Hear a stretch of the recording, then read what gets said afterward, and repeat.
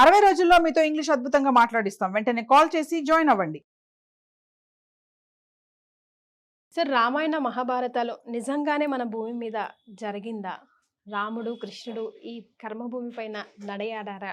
ఆనవాళ్ళు ఉన్నాయా అని అడిగితే మీరేం చెప్తారా? వినాలని. దేన్ని బట్టి నిర్ణయిస్తారమ్మా? జరిగాయా లేదా అనేది దేన్ని బట్టి నిర్ణయిస్తారు? ఆనవాళ్ళు కావాలి కదా.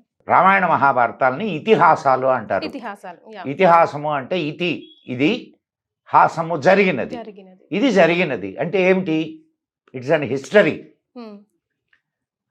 ఒక 2000 సంవత్సరాల తర్వాత మనం మాట్లాడుకుందాం.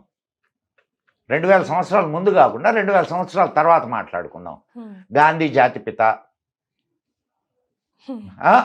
ఆనవాళ్ళు ఏంది? ఆనవాళ్ళు ఏంది? బుక్సే, పుస్తకాలే కదా సార్. ఇప్పుడు మళ్ళా మనం వెనక్కి వద్దాం. అంటే చాలా మంది నీకు సో దేన్ని నువ్వు తీసుకోవాలి ప్రధానంగా అనే దానికి చెప్తున్నా నేను. ఫస్ట్ నువ్వు రామాయణాన్ని మహాభారతాన్ని తీసుకోవాలా? తీసుకొని జరిగిందా లేదా? ఒక చిన్న పని చేద్దాం. పెద్ద ఆధారం నీకు చెప్తా. రామాయణం దగ్గర నుంచి వద్దాం. పెద్ద ఆధారం చెప్తా. రాముడు ఎక్కడ పుట్టాడమ్మా? ఎక్కడ పుట్టాడు? అయోధ్యలో. రాముడు అయోధ్యలోనే పుట్టాడు. అయోధ్య ఉందా లేదా ఇప్పుడు? ఎవిడెన్సా కాదా?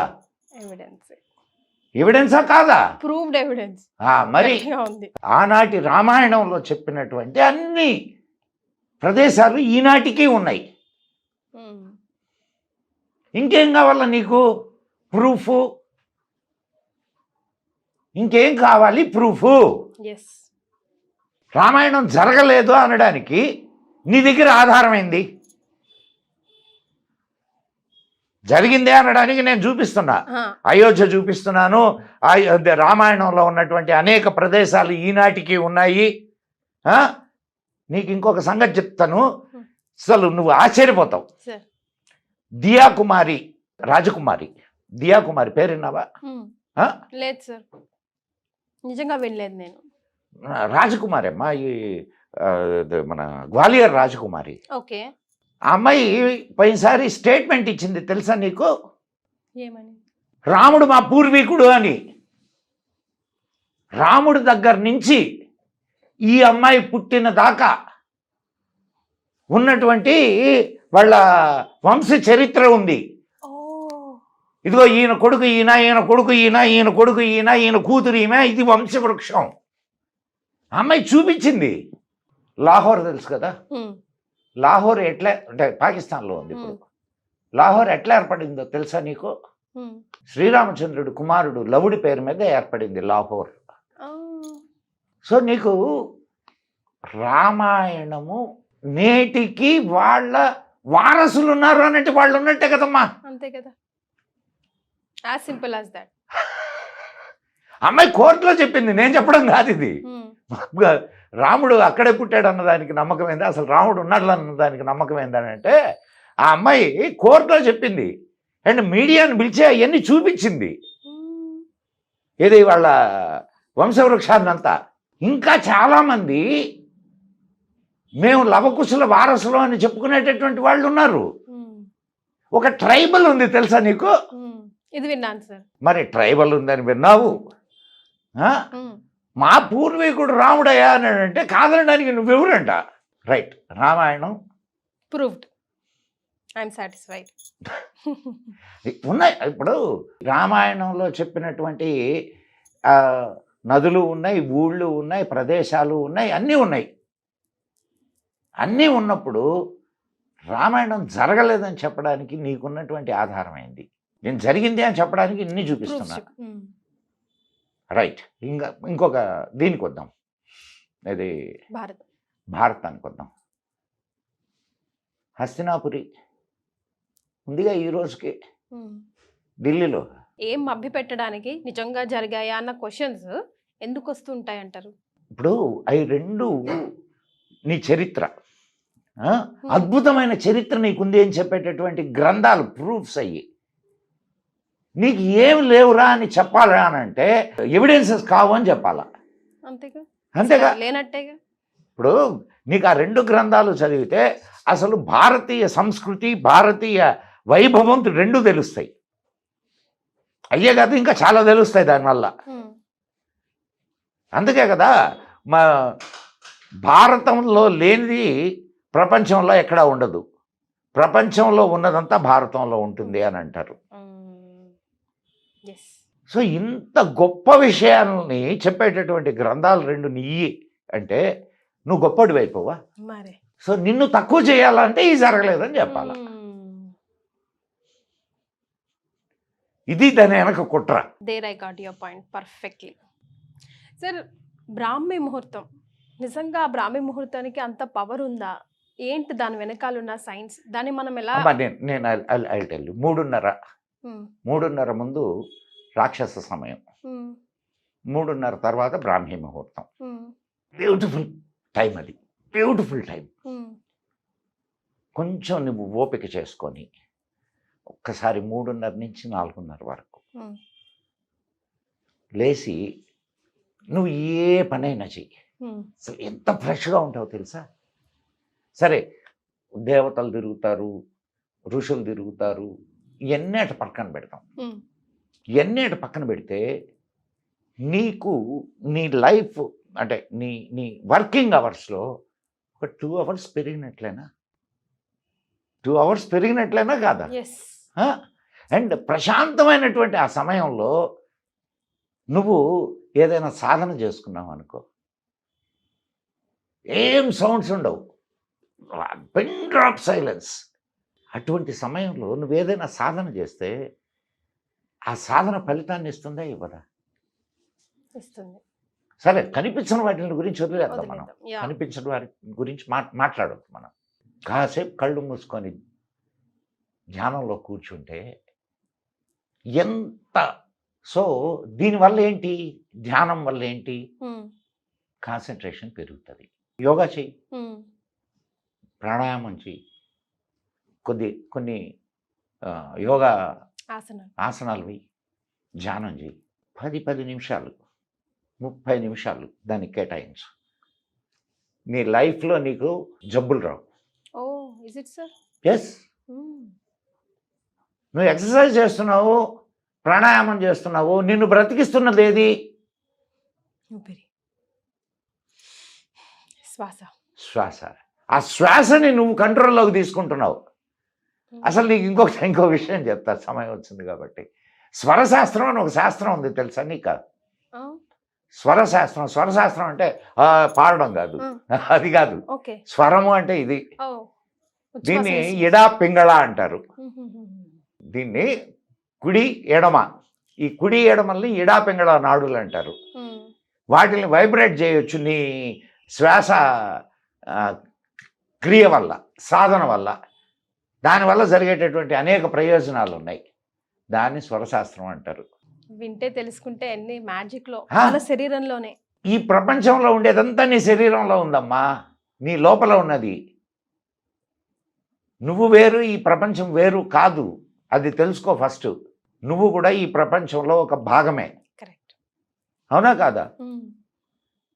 సో ఈ ప్రపంచంలో ఉండేదే నీలో ఉంది, నీలో ఉండేదే ప్రపంచంలో ఉంది. యోగాలో ఒక సూత్రం ఉంది, యోగ కర్మసు కౌశలం. నువ్వు యోగా చేయడం వల్ల ఏం జరుగుతుంది? కర్మసు కౌశలం. అంటే నువ్వు చేసేటటువంటి కర్మ కౌశలం. కౌశలం అంటే నైపుణ్యం. నువ్వు చేసే పనిలో నైపుణ్యం పెరుగుద్ది. నువ్వు చేసే పనిలో నైపుణ్యం పెరిగిందనుకో, మంచి రిజల్ట్స్ వస్తాయా రావా? తప్పుడు ఇదైనా కూడా ఒక ఉదాహరణ తీసుకుందాం. ఒక దొంగ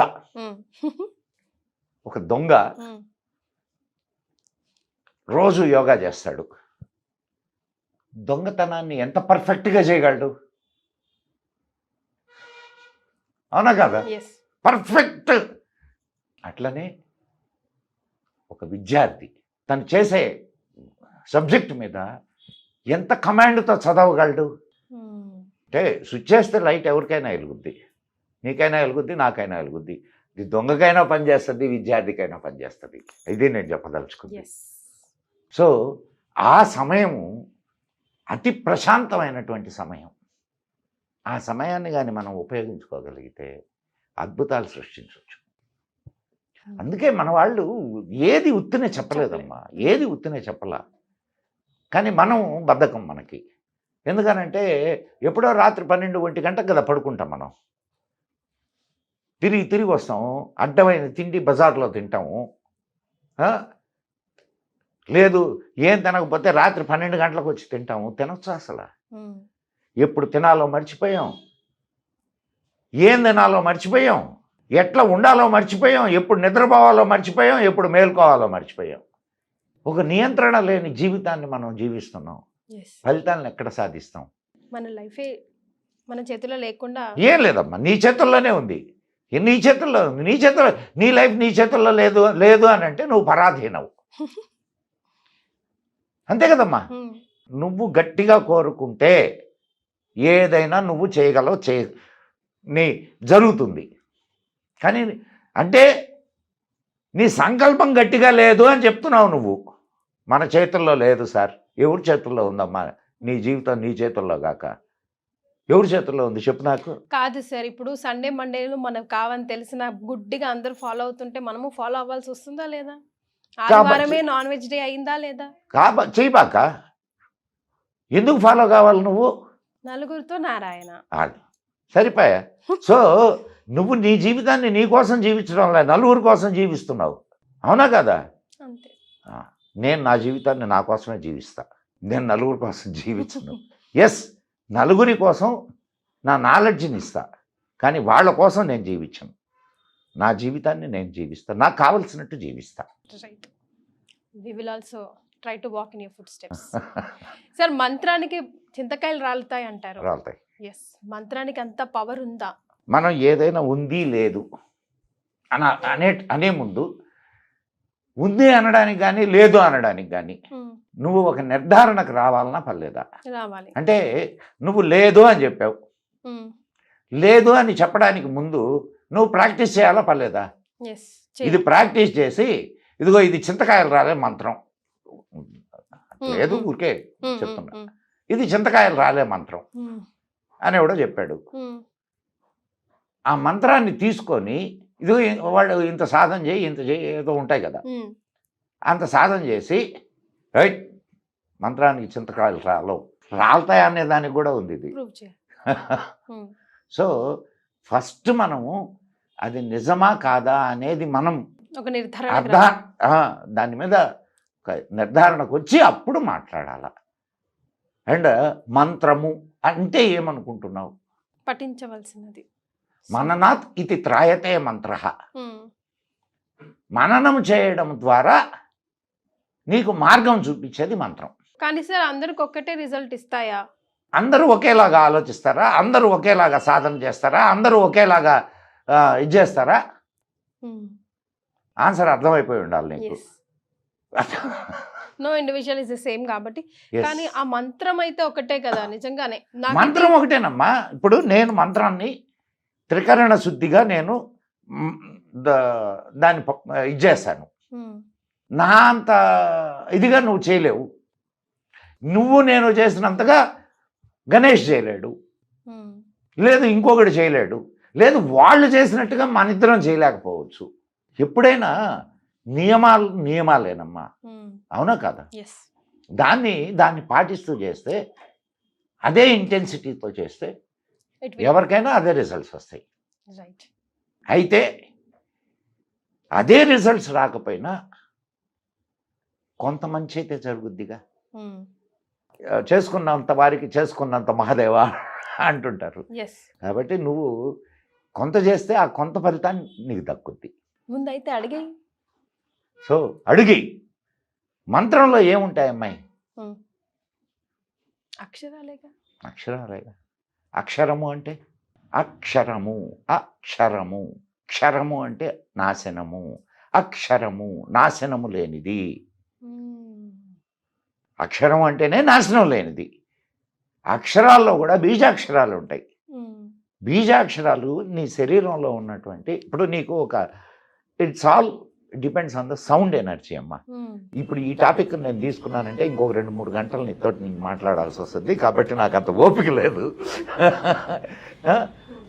సౌండ్ ఎనర్జీ, సౌండ్ నీ మీద పనిచేస్తుందా లేదా? చేస్తుందా? చేస్తుంది కదా, గ్యారెంటీయా? Yes, your right. ఇప్పుడు నేను నిన్ను తిట్టా, నీకు బాధ వేసింది, నిన్ను పొగిడా, సంతోషం వేసింది. 2 సౌండేగా, 2 సౌండేనా కాదా? ఒకటి నీకు బాధ కలిగించింది, ఇంకోటి అట్లనే కొన్ని అక్షరాలు నీకు మంచిని చేస్తాయి, కొన్ని అక్షరాలు నీకు చెడుని చేస్తాయి. ఆ మంచి చేసేటటువంటి అక్షరాలు ఏవైతే ఉంటాయో వాటిని నిక్షిప్తం చేసి మంత్రాలని తయారు చేశారు. ఓం నమ శివాయ.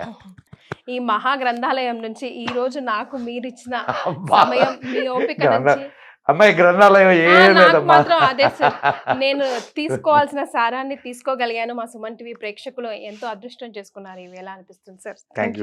Thank you. Anchors Jewelry courtesy by Mukunda Jewelries.